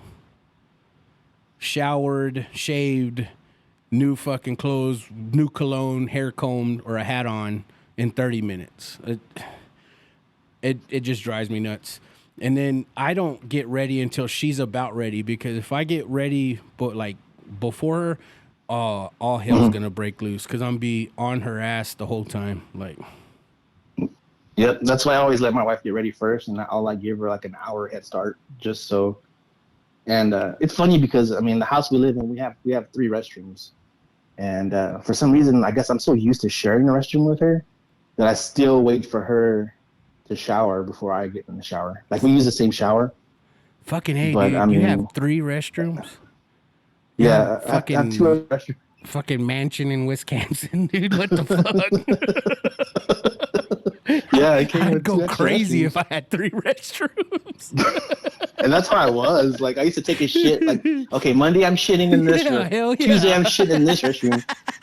But now it's gotten to a point. We've gotten to a point we don't really like use them that much. Like, I have to like randomly go in there and like turn on like the shower faucet and the sink faucets just to make sure like they're not it idle. stays like they work. Yeah, because if not, it makes our like water smell funny. It's weird. And we had asked about it with a builder, and they're like, yeah, sometimes if you don't keep something like wet or something, it'll start to dry out and it'll leave a smell. So y'all have soft occasionally water? I have to go in there. We have hard water. Oh, you don't have the soft water softener bullshit? No. And I'm kicking myself for it because this guy came by one time and I thought he was like with the city trying to do like a test on our water. Yeah. So we invited his ass back, and that motherfucker worked for some company trying to sell me like water filtration. I'm like, motherfucker, I thought you were like with the city. I thought you were gonna help me. The dude's trying to sell me like a $7,000 water system. He's like, he even came to our house. He's like, well, bro, he came to our house. I saw the layout. I saw you had 3 restrooms, so I thought you had money. Exactly. He came to our house and he brought this whole like science experiment kit that had tubes, and he was doing like the water test with all this shit. I'm like, okay, so when are you gonna? That ain't nothing but ultra perm. I was like, exactly right. My hair will be all right with that shit. Get the fuck out of here. That ain't nothing but ultra perm. Yeah, and then he's like, and honestly, I almost did get it just because the water. It would help out with the water a lot, and I didn't do it. It's good and bad then, because the water kind of feels like it's jelly. So it's it's good because of course your skin is always like never dry and itchy, but you don't really feel like you've got all that soap off you because it feels like jelly type. I don't know. It's real fucking weird. Yeah, that was a weird situation. So I was like, whatever. But now I think about it, like, dude, I should have just financed it, because he was like, we can finance it too. I was like, yeah, okay, all right. Then I was like, I don't need this shit right now. I'll pay $50 a month, puto. Like you, $50 a month. You come change your filter. You said Sunday night at my house, man. You ain't lying, bro. We fucking kicked it all fucking day in my parents' house on Sunday, bro. From like whenever everyone showed up playing video games until fucking that nighttime watching whatever shows we were into on HBO. Yep. Yeah, that was fun, man. That was especially like when new movies would come out. You pick up a couple of free movies from Lewis and fucking watch that shit. Then watch The Sopranos, and my dad would be all pissed off talking shit because he had to cook for 10 motherfuckers. What the fuck are they all doing here? But the cool thing was like you were like the first. bunch of fags always eating together. You were like the first of us to have a DVD player. Like you had that nice one. I remember when I first got it, and I was like, "Damn, what the fuck? What is this?" Like, I didn't see a VHS insertion to put a tape in there. You're like, "No, this is a DVD player." I think it was like was it a Laserdisc player or was it a DVD player? No, it was a DVD player. I think my Uncle Enos and my dad pitched in for it for my birthday, and I remember getting Varsity Blues as my very first DVD, and then I told everyone that I got a DVD player, and then I think all y'all bought me like each a DVD movie, which was probably like $50 fucking back then. Right? Yeah. That shows how old we were. Like DVDs were like fucking new to us, and we're like, "What is this DVD? Whatever. Like, how do you record?" All the new music and all the new movies came out every Tuesday and shit. Yep. Going to fucking Camelot to get hooked up every Tuesday. Thanks, Louis. You remember that other kid that would steal for us? In high school. What the fuck? Aaron. Yeah, Aaron was his name. He stole a lot of shit, dude. He stole so much shit from Hastings. It was ridiculous. Like, I don't know how he didn't get caught, or maybe eventually he did get caught, but he stole us a lot of movies, a lot of games, like video games. Like he would take games. requests, and remember we were like, "Is he full of shit? Like, what do you mean request?" And we told him like 3 or 4 shits the very first time, and then he like showed up the next day with it, and we're like, "What the?" Yeah, fuck? he had him. He's like, "Here you go." and all he wanted in return was like friendship. Like he didn't care to get paid. Well, that was the shitty part. He wanted to kick it with us. That was the shitty part, is because the very next time he was like, "I need you to go with me." I was like, "No, I'm not in this shit, dude." And he's like, "Well, I just need a ride there." I was like, "All right, cool, man, but I ain't fucking in this bullshit." you remember it was like fucking in the middle of August, and he all had that big ass starter jacket on. Yeah, right. Like, it's 100 degrees outside. The wind's blowing. What are you doing with that jacket? Yeah, he put all dropped them off, and then he just sped off. He dropped them off and sped off. He didn't even like wait for his ass. So you walk your ass home. So to all y'all listening, this fucker, like whatever movie you wanted to rent or check out, he was stealing like the rental video games or the rental movies, and he was putting it in this big ass jacket. So you remember Hastings had that big old clear box that were all locked inside of. You remember that? Yep. They had to have that universal key to open the box that would prevent you from stealing it, and then they'd give you the game or whatever that was in it. Well, this asshole would put all those clear boxes that they came in his jacket, but then he figured out he would walk through the entrance because they didn't have the alarm, the beep, beep, beep, beep, beep, beep, beep. So yeah, that's how he would walk, and then he would take out all those shits and like just break them on the side of the curb, and then he would open it. But yeah, that's how he would steal shit. And me and Chris were like, "This dude's bullshitting." And then the first day that we put in our request, he brought our shit, and then it wound up to being like, "Well, I need a ride over there." Like, "Well, I'll take you, but I ain't with your ass." I'm not sticking around when you get caught. And then, do you remember when because him and remember Eddie were tight, and we took them home. We took them to Eddie's house, and that dude was like, "Oh shit, Eddie, you live in the Alamo?" Because his house looked like an adobe house. Poor Eddie, dude. That dude, I feel sorry for that kid, man. He used to live down the street from me. And he used to live down the street from me, and I would invite him over. "Hey, you want to come over and play, whatever, Ninja Turtles or whatever?" This is when we were like in elementary. Yeah. And he was like, "Yeah, okay." And the reason I invited him over is because like he had like all of them. He had all the Ninja Turtles. He had all the bad guys. He had everything. And so in my backyard, we had this big ass tree that had fallen over, and so like my mom had it removed and everything, but there was like a hole in the ground. And so we would pretend that was like their sewer or whatever, their lair or whatever. That's where you jacked them. And so I'd stick his toys in there, and then he would leave. And then my mom's like, "Who is that kid that was here?" And I was like, "Oh, that's Eddie. Him and his mom lived like down the street in that house." She's like, "That house?" And I was like, "Yeah." In the like, Alamo? His mom's a hooker. Mom's like, his mom's a hooker. His mom's a hooker. God dang. I was like, that makes sense because he has all the toys, so that must be hooker money. God damn. She was like, "I don't want you hanging around that kid. His mom's a hooker." I was like, "Okay, all right." I was like, "Eddie, we can't be friends." Thanks for fucking Shredder, though. Thanks for Shredder. I needed him. I needed Here's the Shredder last and piece. Splinter. Poor Eddie. But he was a good guy, though. He was a good kid. He would never cause trouble or anything like that. He was just more he was just quiet, man. Like real fucking yeah, quiet. like real quiet. Yeah.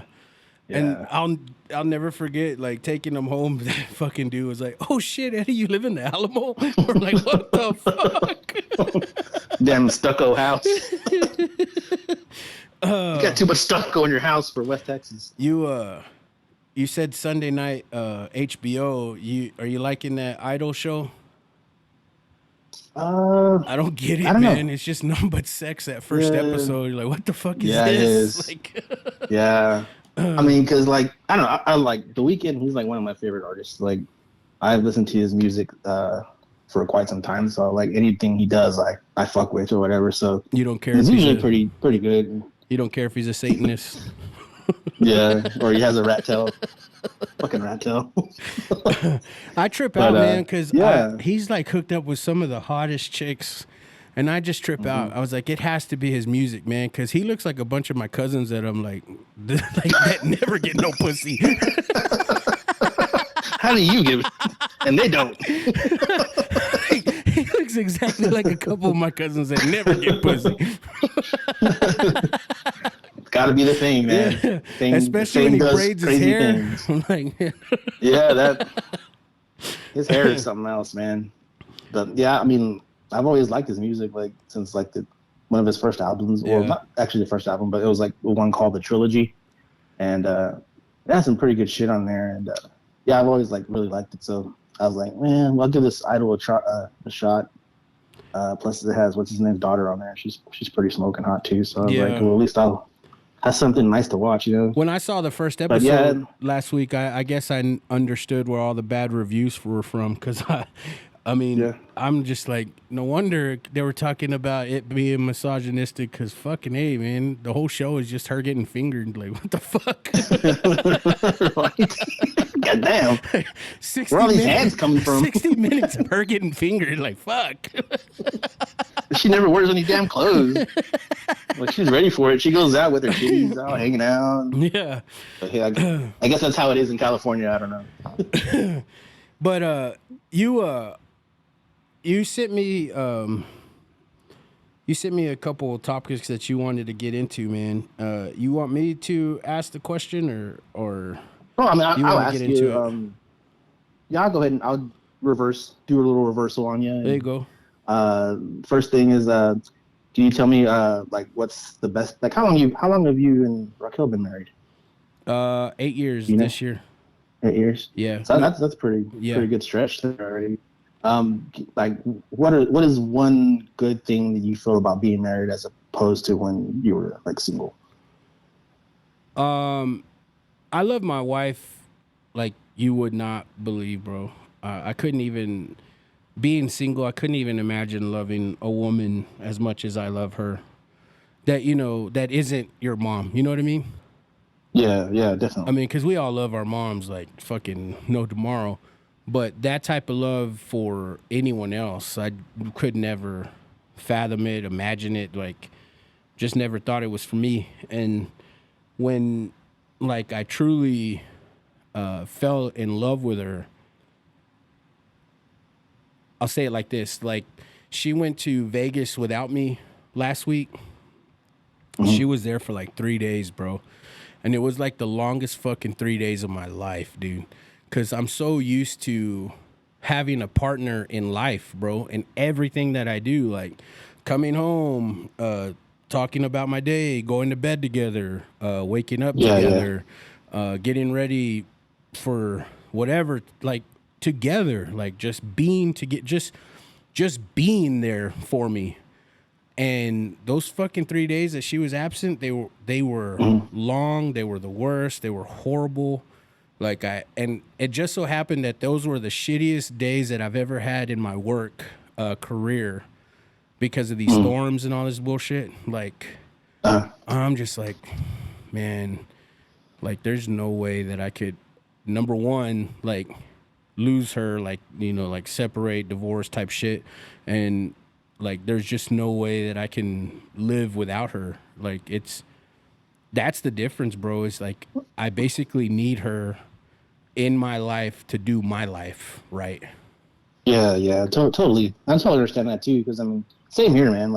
Whenever my wife had COVID and she was in the hospital, that was a weird situation because I've never gone a day or two without being together. Yeah. All the time, and then you go from that to not seeing the person, even if it's for a day or two. It's a weird situation. You feel something's missing. You feel something it's missing. Yeah, man. That would be the best thing about you being married too is just being together. Yeah, because I mean, you go from being just an individual to being a team. And before I lost my mom, she told me, she was like, first thing she told me, she's like, you better marry her. She's like, because she's a good woman and all the family loves her, so you need to make an honest woman out of her. So I was like, yeah, I promise, I'm going to marry her. And another thing she said was, you two are a team. You have to work together. A team can't function without the other person.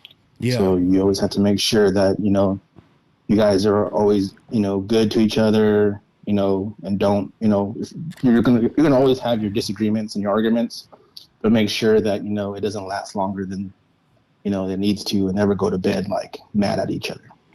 And so what's crazy is women always show their worth to you. You know what I mean? Oh yeah. When I was fucking around and I was single and I was just messing with fucking, all these chicks, it always blew my mind that we would have a deep conversation with any of them. And then we'd go back out again and, I'd be like, oh yeah, you remember what I told you yesterday or last week? And they'd have no fucking clue. And I'd be like, yeah. You fucking girls are not even fucking listening. Yeah, exactly. And then and that's how you know you found the one. Yeah, exactly. That's what I was going to say is when you find the right person and then they're like, oh yeah, you've already told me this, or, oh, you said this. And I'm like, oh shit. You fucking listen. Oh shit. Okay. Exactly. It's crazy, man.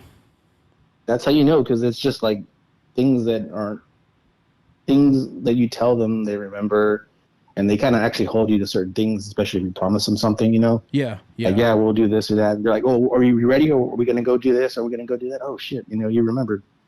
So yeah, that's fuck. You're cool. Exactly. Yeah, and with me and my situation, in my relationship with my wife, I mean, I always knew that we'd end up getting married, but we dated. Technically, we dated for a really long time. We were grown ass adults and we're still dating. And I think the reason for that was just because of how comfortable we were, particularly me with just us being together, and we're not really having any major problems. So things were running smoothly. So why ruin it? If it's not broken, don't ruin it. But then at the same time, I recall this one time we went to dinner with some coworkers of my wife when we were dating with just boyfriend and girlfriend. And she's like, oh, this is my boyfriend, so-and-so. And they were an older couple, way older. And the guy, he was like, that's your boyfriend? And well, how come you guys aren't married or blah, blah, blah. And that just struck me in the head. I was like, dude, it's time to fucking get married. You're too old to be the boyfriend. You can't call her my girlfriend. We were already in our mid 30s, late 30s. So I was like you, bro. I was trying to get at least 12 fucking years of dating before we said I do. She wasn't. It's gotta be right. Yeah, she was like, nah, motherfucker. Yeah, it's we had talked about it or whatever, about getting engaged or whatever, but never really went further, and then finally I was like, let's just go look at rings. And then so we went. And I knew I was gonna get it that day, but yeah, it's a crazy little thing there. What's a thing you feel like you could grow, or what thing that you could something in your current or in your marriage that you feel could probably do better, or maybe something that you could improve on? I've already improved in not having any fucking patience at all to having some patience with her. But I definitely think that I still need improvement on that, bro. I mean, you know me, man. I've been like, if you're not fucking ready, I'm gone. Like you've had, and that's why we argue all the time for not anything other than being late to places, because that's our only fucking real argument. But to be quite fucking honest with you, man, I've been working so much lately. We've been shorthanded at work, and then we've got more people just fucking quitting because they've got job offers elsewhere. And, Lubbock don't pay. This is a career that pays, but Lubbock don't pay for shit, man. So I don't blame people for leaving for that mighty dollar, man. But, for the people staying, man, dude, it sucks. I tell you all this. Yeah, it's hard. Yeah, it is. But I tell you all this because I need to come home with the understanding that she has nothing to do with my work life. You know what I mean? Yeah. So I come home all pissed, and then I try not to take it out on her for having a shitty day at work. But, she's just, how was your day? And, and I take it as like, just leave me the fuck alone. You know what I mean?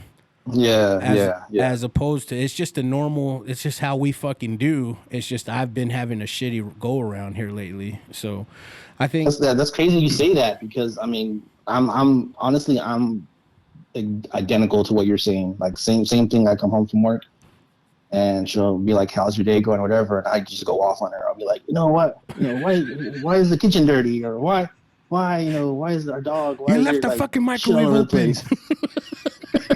How come I'm not 6'5"? Stuff like that. Where's the fucking cold cuts? Yeah. I know. I agree with you totally, and I totally understand what you're saying, because I mean, identical, bro. Same thing. Like, I'm the same way too. I don't have a lot of patience for anything, and I need to work on that too, dude. Because I'm just as bad. This Friday, bro. On Friday, dude. I got home. I worked. Got off work. Went to the gym. Came back, and we needed to go to the store. And so I told my wife, I was like, "You want to go with me to the store?" She's like, "Yeah, I'll go with you." So I'm like, "All right, well, let's go." She's like, "Well, hang on a second." So I sit down, and I'm waiting on her, and I'm watching the NBA Finals, and I'm like, "Hey, are you ready yet?" She's like, "Yeah, give me a second." And she said like 2-3 times, same shit. Give me a second. I was like, all right, fuck this. So finally she was done, and she was like, you ready? I was like, no, I'm not fucking going. She's like, what? You need to go to the store and get stuff. I was like, oh, well, we'll go tomorrow. It's like, I'm tired. I'm tired. Dude. I said 3 times, are you ready? And she's like, yeah, I'm ready. But she's not really ready. She's looking something up, or I don't know what the hell she was doing. It's like my marriage is looking in a mirror, bro. I do that I'm same shit, Fuck man. That. I'm like, we gotta go. All right, cool. Like, hurry, we gotta go. Okay. And then I don't see her doing shit. I'm like, fuck it, I'm not going nowhere. And then it's a fight. She's like, well, I'm ready. Well, I'm not fucking going no more. Fuck that. It's over. You had your chance. That window was closed. But all this shit reminds me of.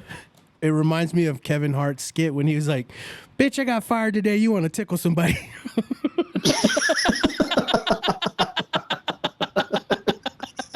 You want to tickle somebody? He's like, I just got with my wife. He's like, who's had a good day? You are. He's like, bitch, I got fired today. You want to tickle somebody? It's always at the worst time, bro. Yeah, man. Always at the worst time. But we're the assholes because we break down on that shit. Yeah, it's true. But I mean, but just the grand scheme of things, I mean, it's I guess in a sense if that's the main issues we're having in our marriages, that's a good thing, because some people have issues with infidelity or money issues or, whatever it is. So these little minute things are, they're not really that big, but it's life. We've got no room to be bitching about it, but yeah, I get it. Exactly. Then go ahead. Before we go, you had said that if I've ever had the best or worst job. What was your best and what was your worst job? Like, dude, to be 100% honest with you, the worst jobs that I've ever had were my most funnest jobs. Because I was always with a large group of people, and I got to like completely fuck around and get my work done. And like, I don't know, it doesn't come as a surprise to anyone that I'm a people person. So I love being around people. So this warehouse job that was like back-breaking fucking work, like we made it fun because me and Adam and Leroy worked there, like making it fun, busting our ass, getting jobs done. And then another shitty job was like delivering office furniture. Same thing, man. Like this guy Mickey that I really, really would love to have on the podcast because he's kind of like a mentor to me, like an honorary uncle type shit. And I was always with him because we were always fucking around. I'll tell you a story here in a second about that job. But dude, that was also shit fucking work. Like shit work. The owner of that place would like buy 80, 60-year-old fucking office furniture, office cubicles, and then we'd go over there to like an abandoned building that used to be old offices, and then be like, well, we own all this equipment now. We got to take it apart and then move it to the warehouse that's never going to be fucking sold. It was just shit work, but we had fucking I always had fun doing it because we were just fucking around.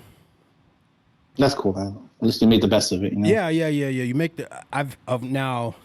I can answer that question with the most shittiest bosses that I've ever fucking had, because I've had fuck, dude. But to go back on the story that I said I was going to tell you, so we were moving this office furniture, and I opened a desk, and it's an abandoned building. It's an old business that was years ago, and it's a checkbook, right? So I gave it to my boss that I'm telling you that I would love to have on the podcast. His name is Mickey. And I was like, check it out, bro. Let me write you a check. And so I got the bright idea when I said, hey, let me write you a check. I go, hey, dude, because every day before we left, we just sat or stood around talking shit to each other, just waiting to clock out. You know what I mean? So I was like, hey, man, when we're getting ready to go today, like in the middle of the whole powwow, come give me this check. And I wrote it out to $10,000, right? 10,000. Yeah. I wrote out a check for $10,000, and then he signed it. And then I go, hey, dude, give me this check in front of everybody. And then I go, I'm gonna tell people that you're loaning me $10,000. And he was like, nice. He was like, okay, cool, hell yeah. So like we planned, bro. We're just all standing around ready to fucking clock out and go home. Well, he comes in the middle of everybody. He's like, oh, here's that money I told you I was going to give you. And everybody's like, what the fuck? And then I grabbed the check real fast, and they were like, let me see, like, well, how much? And I go, oh man, I just going through some hard times, man. Mickey loaned me $10,000. And they all looked at him like what the, like, just dumbfounded, right? Well, I guess he thought about it. I don't know if it, like, he was just like fresh off the dome with the shit, but he's like, oh yeah, that new house we bought, there's oil there. He goes, so we got a bunch of mineral rights under there. He goes, so we just came into this money, and JP needed help, so I loaned him some money. Dude, not even a minute later, bro, one of the temps was like, hey, Mick, can I talk to you over here real quick, man? You got a couple dollars? I got his cheeseburgers. So he pulls Mick aside and they go way to the back of the warehouse, right? And I'm just looking at him. And I tell everybody, I go, check this out. I go, we were bullshitting, dude. We just found this checks at whatever building we were at. And I go, check this out. I bet he's asking him for money. So all of us like stop and are like, smiling, just staring at him, right? I don't know, like 30 seconds goes by and you see Mick's mouth moving. Well, you see that dude like just fucking drop his head and he was like, motherfucker. Dumbass.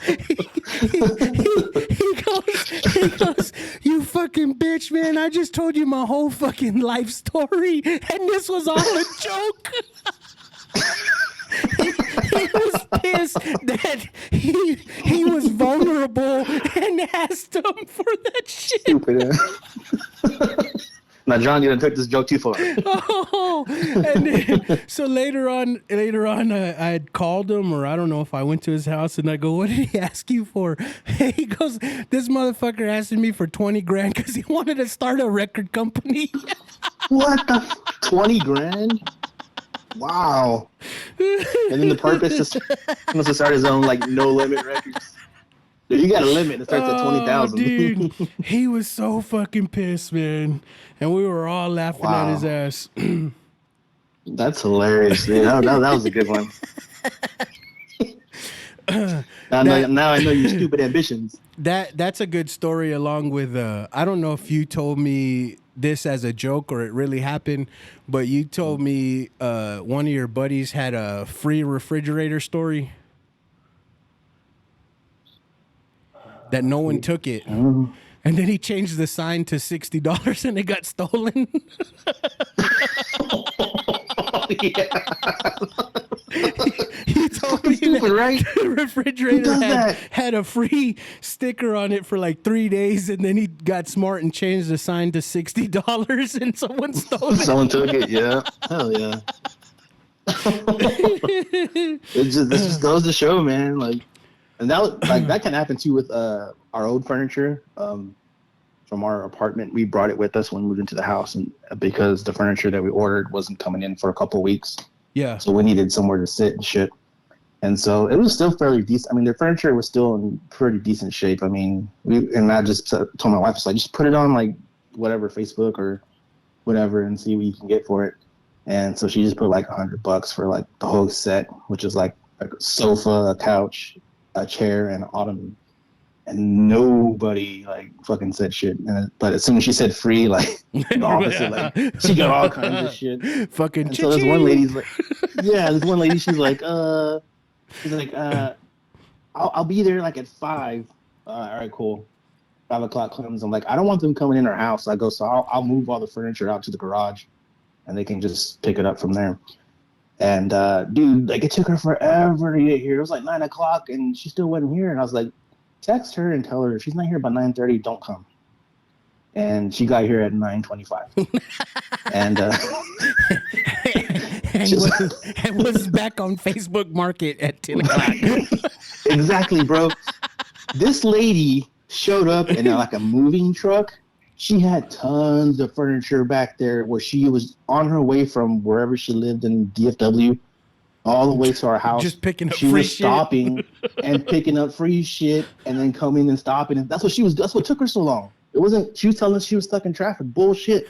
She was over there picking up free shit to sell. That's crazy. So I was like, well, here it is. Yeah. And made $100 off of it. Shit. Probably, bro. Probably made $100. She showed that shit to somebody. That's crazy. Real quick, man, what was your worst job? My worst job was when I was just graduated high school. I needed to find a job, and so I looked in the newspaper, and there was a job like such and such an hour, Monday through Friday, weekends off, 8 to 5. So I was like, all right, that looks kind of promising. So I applied for it, and I talked to a guy on the phone, and I think he interviewed me over the phone, and I was like, all right, cool. He's like, well, come in. He gave me the address. I already know where you're going.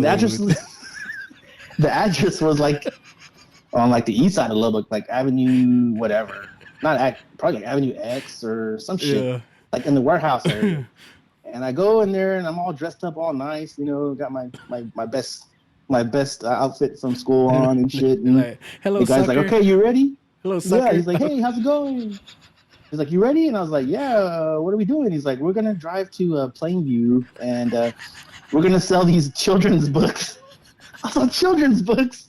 He's like, yeah. I was like, who are we selling them to? And he's like, we're just going to walk around Plainview. So I spent a whole day walking around Plainview trying to sell fucking children's books to anybody, to anyone. Anybody. I walked that whole little town, or most of it, and I was so pissed off. Because he really didn't explain what we were doing until we almost got there, and I went with him. So I couldn't just leave. You got to I my couldn't get in my house car and that just leave. day, all pissed. I was like, how's your new so job? Pissed. You're like, man, fuck that job, man. I'm all walking in the hot sun. Fuck that job. I was all dressed up. Nice. Trying to sell children's book to some pedophiles. Like, come on. That was horrific. That guy called me the next day. He's like, hey, you coming in? I was like, hell no. I was like, I'm not coming in, bro. You should pay me for the wasted time that just even thinking about it. You got there, like, hey, good to meet you, sucker. I mean, sir. Right. I'm sorry, I didn't get that. What'd you say? Oh shit, man. Yeah, that was by far the worst job that I ever had or ever. Oh, dude, that's funny, bro. Good stuff, man. But you have any shout outs you want to shout that out? Like to shout out my wife, my beautiful wife, and her, her business she has going on right now. It's at Raindrops Tees and Tanks. Yeah, I've got some shirts on order from her, man. She sent me back some designs that I was fucking real happy with. Like, fuck yeah. Nice. Yeah, she's really really into that, and I think that's what she does, and that's probably why I got onto her ass on Friday, because she was probably in here like looking at different designs, and I'm over here being an asshole saying, hey, when are we gonna go to the store? She's already trying to make us money. We need fucking Fruit Loops. Fuck. I'm out of tampons. Need some deodorant. But yeah, I just want to shout out her and her business. And she has like her own little, if you go to her page, she has already like pre-made, t-shirts there to look at, or she can also take, design requests. On IG, it's Raindrops Tees, right? Yeah. And then her website is raindropsteestanks.com. So it's RAINDROPSTEESTANKS.com. I know that's long, but no, it's all good. Yeah, man, and her stuff that's already made is some good shit for all you women that are looking for some motivational quote t-shirts for your new gym attire. They're legit. They really are. Chris, man. Yeah, and the quality of the t-shirts are pretty good too. Like, they're not like the the old school like. They're not all Kanye West fucking gilding. Yeah, these are they're really comfortable. Like, hold on, Kanye, I thought you had Yeezy. What the fuck is this gilding t-shirt? What the fuck?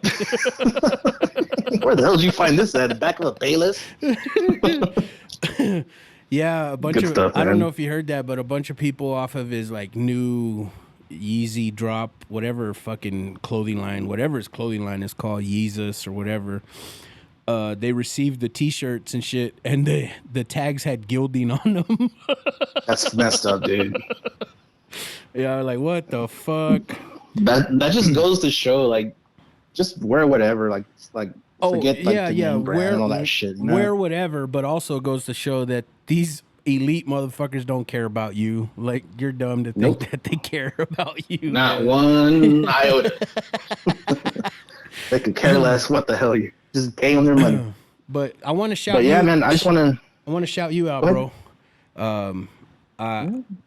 Dude, we were so tight. Like I said, man, we spent every fucking day together, growing up, and work and being adults. Like, we don't kick it and we don't see each other as often as we should, but when we do, like, link up on the phone or even seeing each other, it's like we never fucking lost any time between. So, yes, sir. Yeah, man, I appreciate that, bro. I love you to death, bro. I love you too, man. You your friendship, has meant so much to me, throughout the years and all the experiences we both have had, and everything. It's been awesome, and I honestly feel like extremely blessed to know you and have you as one of my best friends. And fuck yeah, bro. I wish nothing but the best for you and what you're doing, and your podcast, and just seeing what you're doing. And like I listened to your podcast this past Wednesday with the guys from Jimenez Bakery. Oh yeah. And I can just tell like how much more you're improving in your podcast, and how I can foresee it being big. No, like man. Outside of Love Big, like really big, to a point to where you can make this like one of your main sources of income, and you're not always having to bust your ass at this other place, and wasting precious time away from your wife and your son and stuff like that. So what you just said is fucking gold to me, bro. It really is, man, because your opinion matters to me, and for you to say that, like, I don't take that lightly at all, man. I appreciate those words, man. I really do. Yeah, man, of course. They come from the heart, and I'll always be here for you regardless of whatever you do, whatever decisions you make in life, and I'm hoping nothing but the best for you, brother. No, man, I appreciate that, man. And when you said I can call you, without saying a certain girl's name, but this was an ex upon ex upon ex that called you at like 4 a.m. randomly to tell you how crazy I was acting. And you gave a fuck. Like, you're like, oh, cool. And then the next day you're like, why the fuck's this bitch calling me at like 4 a.m?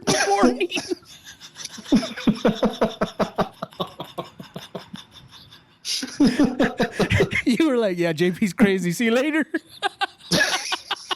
Gotta go bite. I remember that, dude. And then the next day you were so mad at me. You were like, bro, why the fuck is this bitch calling me at like 4 a.m? I was like, I don't know. Trouble. Like, I don't know, bro. Like, maybe you were the last person she called. She called everybody. I guess. Like, I don't know. JP's crazy. Yes, I know this. I shared a bed with him before. I know this. We shared beds together. I know this. Oh, you remember God, that sleeping dude. foot to toe? Oh, Sleeping foot to toe. Dude, I remember the first time I stayed at your house.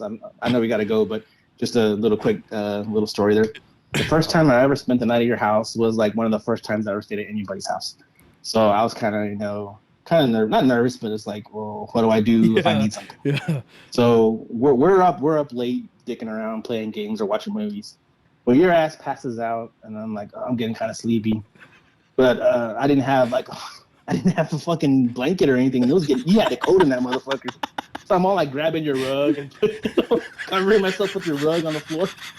I'm like, this motherfucker ain't gonna leave me a blanket or nothing. He just passed the fuck out. And then I wake up in the morning and I have gave me a blanket, I guess, in the middle of the night. I guess I look cold and he tossed me a blanket or whatever, but I was like, shit. Oh, dude. I almost felt like I was a homeless person. I felt like I was homeless. Sleeping in the street with nothing to cover me with. Oh, dude. Oh, shit. That's funny that you say that because my son, when he still has fucking people sleeping over, but they pass out basically because they either pregame at the house or they get back from the club and drink until they drown. But when he was like having sleepovers and shit, my wife would go into the living room or wherever they were sleeping at like 3 or 4, and all of them are all frozen with no blankets or nothing. So I feel their pain. 100% feel their pain. My son's all covered. He took his blanket and pillow over there. Took all their shit away. Use a rug. If y'all have some good rugs, they're really good for warmth. That's fucking funny, bro. I wanted to ask you though, man. Have you listened to that One for the Road podcast? No, I haven't. Yeah, I was gonna suggest it to you, man, because I know that you're all 806 podcasts, and that's how you got into the pendejos and shit. And this one for the road, man. Well, I think they still live next door to John, but that's how they met because Okay. we were always partying at John's house, and they're good people, man. But I think they're like 10 or 11 episodes in, and each episode's just better and better, bro. Pretty good. Yeah. Okay, yeah, I'll give a listen and check that out. I usually like first thing I do is like wait on yours, and then everyone else under the John Eric Media like umbrella is like, and you got me onto those. Before that, all I listened to was like true crime. Yeah, you would tell me Like, you'd this listen to shit's like making me you'd listen to like single mom shit. They're all into like murder mysteries and shit. You're all listening to the like, same shit as single moms. right. Estrogen's building up. True I got too much crime estrogen. I need to go. murder mystery podcast. It's like depressed, painting my fingernails black and shit, dude. Yeah, man. So Fucking emo. yeah, you put me on. Right. Appreciate the hookup there. Oh man, dude, I love you to death, man. I want to shout out Patriot Paint and Construction, DJ Kipo, and Tigre Burrito. Hit them all up, man. Tigre Burrito, especially since your kids are out of school, go feed them early in the morning. Get some hot sauce in you, and DJ Kipo for all your DJing services. And Patriot Paint and Construction, once again, no job's too big, too small for them, so hit them up. And the whole John Eric Media, man. But once again, bro, thank you for fucking coming back on. I fucking love you, dude. Like, Always, man. Always. This type of podcast is new to me, but I think we fucking hit a home run with it. Oh yeah, it was dope. Yeah, fuck. But man, till next time, brother. We'll fucking see y'all. And read some books. Oh hey. Didn't see you there. This episode is brought to you by DJ Kipo. DJ Kipo handles all things like weddings, quinceañeras, anniversaries, and graduations. He's good at what he does, keeps the party going. And hit him up on IG, TikTok at DJ Kipo 806. Once again, that's DJ KEEPO 806. Oh, it's you again. This episode is brought to you by Patriot Paint and Construction. They specialize in commercial and residential. They also specialize in drywall and paint. No job is too big or too small for them. Hit them up at 806-544-7199. Oh, you're still here? This episode is brought to you by Tigre Burrito, located at 720 Highway 62 in Wolford, Texas. They're open Tuesday through Saturday, 7 a.m. to 2 p.m. They specialize in breakfast and lunch burritos. They've also got some plates. Tell them JP Lopez sent you. But breakfast burritos are pretty fucking huge, so you better bring a big appetite. They're the shit.